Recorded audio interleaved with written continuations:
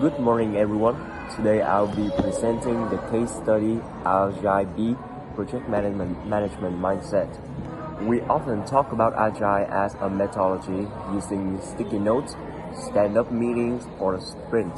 But this case study highlights that Agile isn't just a process change, it's a psychological one.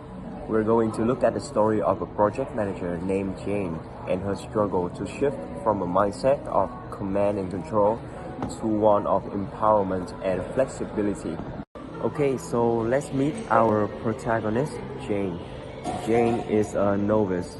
She has been a project manager for over 15 years, and she has been very successful using traditional waterfall practice. She described herself as a doer, someone who actively plans the work and directs the team. But now she faces a crisis. Her organization is mandating a shift to Agile. This isn't just about learning new software. She has deep reservation because the new approach contradicts how she has built her entire career. She fears this change could negatively impact her professional standing because it asks her to stop doing the very things that made her successful in the past. To understand why this is so difficult for her, we need to look at the core technical conflict of the case. It all comes down to how we handle the iron triangle, the constraints of time, cost, and scope. For 15 years, Jane lived in the traditional world, where scope was king. In her previous project, the scope was defined in microscopic details.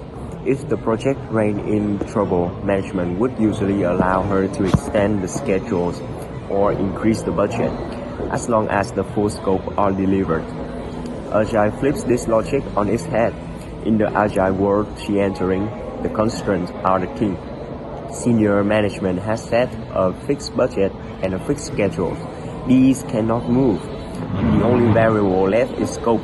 Jane now has to answer a completely different question.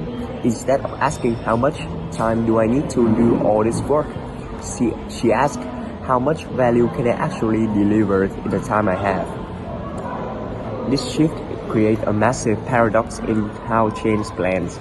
In the past, Jane would spend up to 35% of her project's labor budget just on planning before the work even started. She believed this microscopic planning was necessary to prevent the change later on. Agile removed this safety blanket. It demands that she do only high-level planning at the start, with details filled iteratively by the team. For a manager who loves to control, this feels like a flying blind. She's moving from a predictive model to an adaptive one, and that is terrifying for her. So, this brings us to the first question of the case study. How easy will this be for Jane? The short answer is not easy at all. Jane has 15 years of habit reinforcing the idea that she needs to be the one in the charge. She isn't just learning a new process, she is unlearning her instinct. Her muscle memory tells her to direct the team, but Agile requires her to step back. This is a fundamental identity crisis, shifting from being the captain of the ship to being the servant leader who supports the crew. Our second question asks, how long will it take her to charge? While we can't give an exact date, looking at this chart explains why it will be a long road. In her traditional approach, her effort was front-loaded heavy planning at the start. In Agile, the effort is sustained throughout the project as she constantly collaborates with the business manager and client. Rewiring this behavior takes time. She has to learn to trust that the solution will evolve rather than defining it all on day one. It's a slow transition from valuing plans to valuing adaptation. However, does this mean Jane's old skills are useless? Not necessarily, but the case implies there's still time to use traditional management. If Jane faces a project where scope is mandatory, where 100% of the requirement must be met and budget is flexible, traditional still be the better tool. It is also superior for projects with high predictability, where we know that the solution from the start.